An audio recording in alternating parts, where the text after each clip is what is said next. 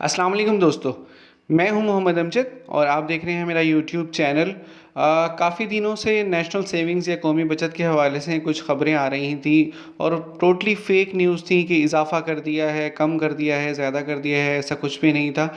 आपको याद होगा कि नवंबर के महीने में जो इंटरेस्ट रेट या शरह सूद 15% से 16% हुआ था, उसके बाद से ये एक्सपेक्ट किया जा रहा था, ये उम्मीद रखी हुई थी कि कौमी बचत भी अपने तमाम प्रॉफिट रेट्स को रिवाइज़ करेगा। तो फाइनली आज कौमी बचत ने भी अपनी जितनी भी स्कीम्स हैं उनमें से कुछ में इजाफ़ा कर दिया है। कितना किया है उसके बारे में हम तफसीली इस वीडियो में बात करेंगे।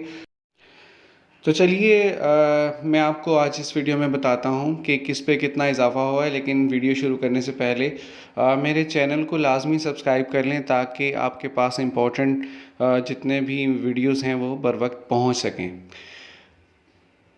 सबसे पहले हम बात करते हैं सेविंग्स अकाउंट की। सेविंग्स अकाउंट आप बेहतर जानते हैं कि कुछ स्कीम्स ऐसी हैं कौमी बचत की कि जिनके लिए सेविंग्स अकाउंट को लाजमी करार दिया गया है।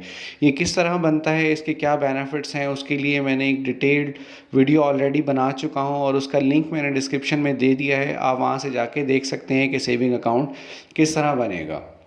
सेविंग अकाउंट के जो पहले ओल्ड रेट्स थे वो थे 13.50% सालाना। ये 1 लाख की इन्वेस्टमेंट पर है 13.50% सालाना, जो कि अब न्यू रेट जो हैं वो 14.50% कर दिए गए हैं, यानी कि 1% का इजाफा कर दिया गया है प्रॉफिट में।